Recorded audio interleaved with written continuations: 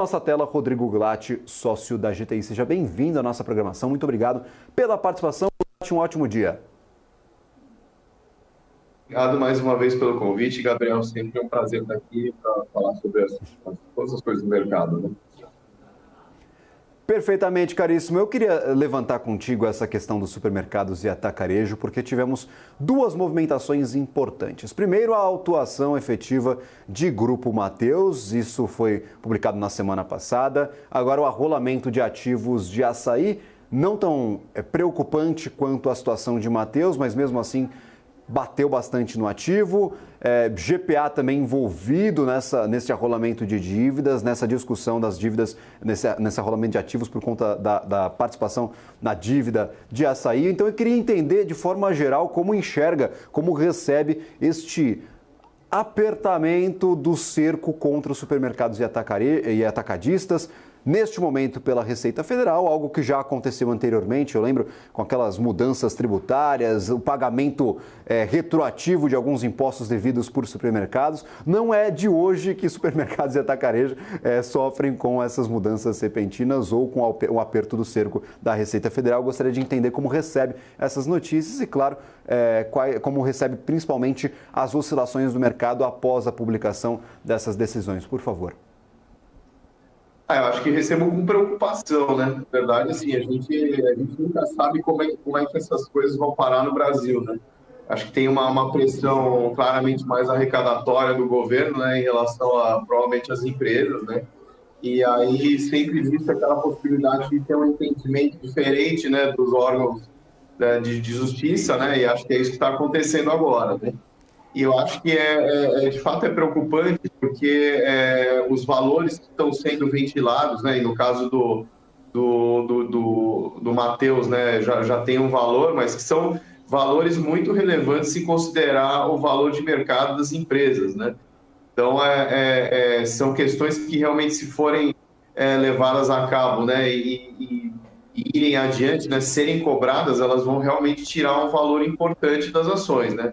E essa preocupação a gente está vendo no preço das ações, né? Quer dizer, o Mateus até que nem sofreu tanto, mas o Assaí, principalmente, né, tem sofrido aí bastante, né, com essa possibilidade de ser solidário aí nesse arrolamento da dívida que era do GPA, né? Então, enfim, a gente vê com preocupação e o mercado também, né? E, por outro lado, também, né, a alavancagem das empresas também tem aumentado um pouco, dado que o setor de atacarejo não tem performado tão bem quanto nos últimos anos, né? Então, a gente vê um crescimento menor e margens mais apertadas, né? Então, acho que é um motivo de preocupação dos dois lados, né? Tanto esse do tributário como do operacional das empresas, né? Perfeitamente. Nós temos este imbróglio relacionado a GPA e Assaí. Assaí indicou que a dívida era originalmente do controlador, Grupo Pão de Açúcar, na época. O próprio GPA assumiu parte dessas obrigações, mas no final das contas os ativos arrolados foram justamente do Assaí. Como é que você recebe essa estruturação da operação? Pode estourar no colo de quem essa bomba da Receita Federal, por favor, de mais de R$1 bilhão, 1 bilhão e 200 milhões de reais em ativos arrolados neste começo de semana? A questão é que esse débito tributário, vamos dizer assim, ele foi gerado em ativos que eram do Pão de Açúcar, né? Só que a justiça agora entende que ela pode cobrar tanto do Pão de Açúcar como do Assaí, que é o detentor de alguns desses ativos que geraram esses débitos tributários. Então, aqui no Brasil, a gente não consegue ter nenhuma segurança, né, do que vai realmente acontecer. Então, a justiça agora acabou tendo esse entendimento de que ele pode eventualmente cobrar do Assaí também, por isso que ele fez esse fato relevante aí, né?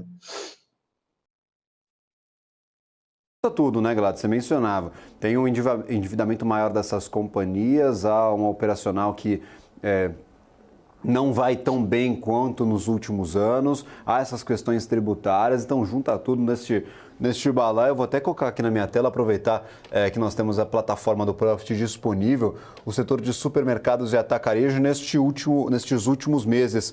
Supermercados e atacarejo na minha tela, vou para a variação anual destes ativos. Até consigo puxar aqui a variação semanal, mas, por exemplo, o Açaí cai 50%, o Grupo Pão de Açúcar cai 33%, o Carrefour 30%, o Grupo Mateus é o único que ainda está no positivo, 4,65%, mas um segmento que sobe bastante, sofrem muito neste 2024, né, Glatt?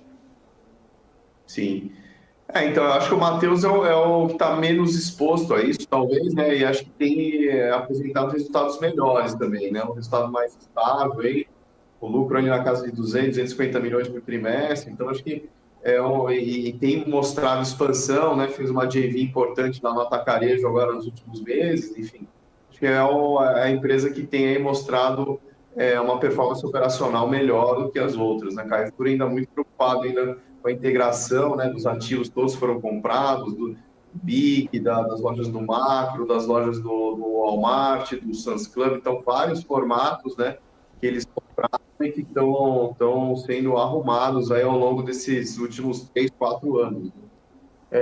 O Pão de Açúcar ainda muito também, né, tentando reformar, né, os formatos, né, se desfez das lojas do Extra, focando agora no Pão de Açúcar o formato original e na expansão do Minuto, né, das lojas do Minuto, mas ainda também com resultados aí já um pouco melhores, mas ainda com uma alavancagem ainda alta, né, e aí que isso impede a empresa de ter lucro, né, ela está tendo prejuízo aí bastante. De forma bastante rápida, Glatt, nós estamos no finalzinho aqui do bloco, até para te liberar nesse comecinho de dia. Setor de consumo pode ser uma boa alternativa neste momento ou dúvidas sobre Selic, sobre economia brasileira ainda pesam bastante sobre este segmento? A gente está esperando há muito tempo a retomada desse segmento mais voltado ao varejo, ao consumo brasileiro, que não se recupera há alguns anos.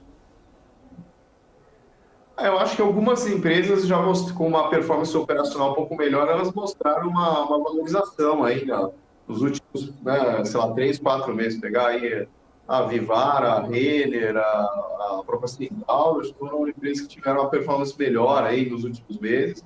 Eu acho que ainda naquela ideia de que a gente teria uma continuidade do ciclo de queda de juros, né? Agora a gente tem uma possibilidade de aumento aí que todo mundo, né, está trabalhando, né, até pelo menos, né, janeiro do ano que vem, enfim. Mas, por outro lado, as empresas têm melhorado o resultado, né? Então, eu acho que assim, se o ciclo realmente ficou curto, né, desse período aí que o mercado acha, né, que é, sei lá, em torno de 4, 5 meses, e a gente tem uma tendência de estabilidade do juro depois, né, para depois voltar a cair, acho que ainda há espaço ainda para melhorar essa performance aí dos preços. Perfeito. Rodrigo Glatt, seja sempre bem-vindo. Que prazer enorme tê-lo por aqui. Uma ótima sexta-feira, bom final de semana. Ainda tem bastante água para rolar até que nós consigamos descansar, mas que seja um ótimo dia. Muito obrigado. Obrigado, Gabriel. Obrigado mais pelo convite. Prazer sempre estar aqui. Sempre estar à disposição.